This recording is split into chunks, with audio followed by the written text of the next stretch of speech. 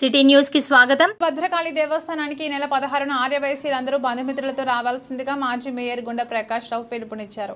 వరంగల్ ఇలవేలుపైన భద్రకాళి అమ్మవారి దేవస్థానంలో శ్రీ భద్రకాళి భద్రేశ్వర కళ్యాణ మహోత్సవాలు అంగరంగ వైభవంగా జరుగుతున్నాయి. ఈ సందర్భంగా ఈ నెల 16వ తేదీన ఆర్యవైశ్యుల ఆధ్వర్యంలో అమ్మవారి ఉత్సవాల్లో ఆర్యవైశ్యులందరూ అధిక సంఖ్యలో పాల్గొనాలని కోరారు.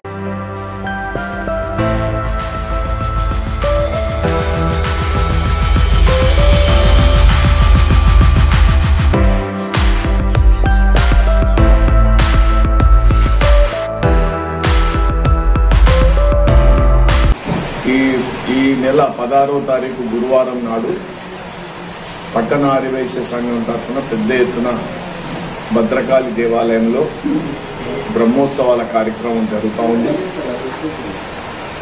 ముఖ్యంగా ఆర్యవైశ్య సోదరుల నా యొక్క విజ్ఞప్తి ఏంటంటే పెద్ద ఎత్తున వారు పొద్దున 9:30 గంటలకు దేవాలయంలోకి వచ్చి అమ్మవారికి పట్టు వస్త్రాలు సమర్పించే కార్యక్రమం, కుంకుమార్చన, వివిధ రకాలైనటువంటి అభిషేక కార్యక్రమాలలో వాళ్ళని పాల్గొనాలని కోరుతున్నా. అదేవిధంగా పట్టణ ప్రజలు ఎవరైనా రావచ్చు, ఇతర కులాల వారిని కూడా మేము ఆహ్వానిస్తున్నాం.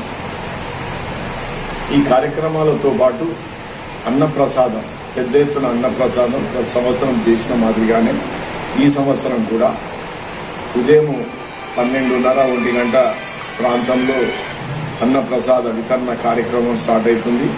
ఈ అన్నప్రసాద వితరణ కార్యక్రమానికి కన్వీనర్గా అయితా గోపి గారు వ్యవహరిస్తూ ఉన్నారు. వారు చక్కగా నిర్వహిస్తూ ఉన్నారు. గతంలో కూడా నిర్వహించింది. వారికి ఈ సందర్భంగా అభినందనలు తెలియపరుస్తున్నాం.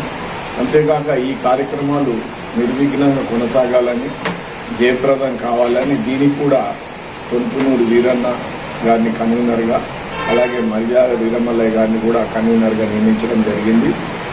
వీరిద్దరి నేతృత్వంలో కూడా ఈ కార్యక్రమాలు సజావుగా సాగుతాయి. గతంలో కూడా వారు శ్రద్ధ తీసుకొని చేయడం జరిగింది.